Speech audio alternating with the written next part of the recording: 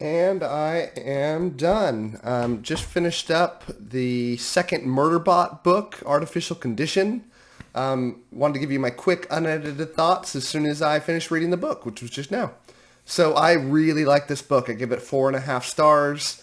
It improved in pretty much every way from the first book in the series, All Systems Red.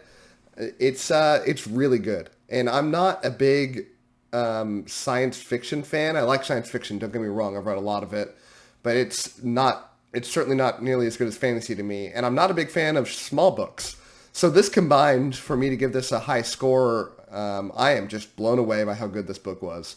It it follows this robot who has feelings, essentially. It's removed its governor module so that it can not just take orders. It can think for itself, but it doesn't let the humans know that. Otherwise, it would get decommissioned. And, it's a really fun concept where this is a sarcastic, media-loving robot that just has a ton of personality. More personality than a lot of, human characters in a lot longer books. You just can't help but smile while reading this book. I liked the first book. I gave it 4 out of 5 stars. And the first book, there were some parts I didn't like about it. I didn't love the characters who were not Murderbot.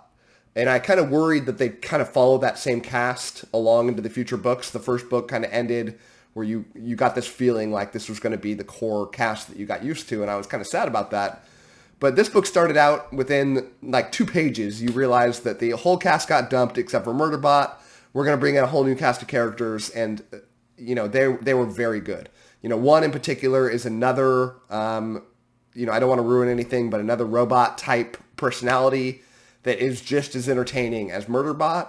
And their dynamic when they talk to each other is really awesome. I really liked it a lot. Got several laughs out loud from me. Really enjoyed that whole dynamic.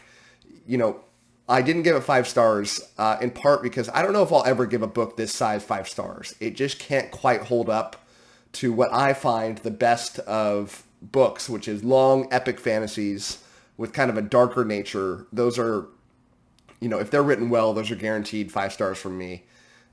This book's like 150 pages long. It's short. You read it in like a day, and it's not like 150 long pages. They're big text, and you get through it fast. But the story in it is vibrant. I'm really excited to keep reading in the series. My biggest drawback from this book, outside of the length, is the cost. This is an expensive book. If you're going to get the ebook, I'm pretty sure right now when I looked on Amazon, it's like $11 for the ebook, $15 for hard version, for 150 pages. And there's like 6 books in this series. So you're talking like close to $100 you're paying if you want to get the physical books. And those all totaled up would be like the size of one long normal book. And that's a crazy amount of money. I don't care how good your book is. That's a crazy amount of money.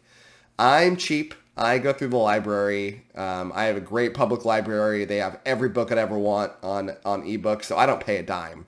But, I do recognize for those that don't do that this price is prohibitive. I probably would have knocked down a full point from its score if I had actually paid money for this book, because it's just not worth it. I highly encourage you to either get the free trial of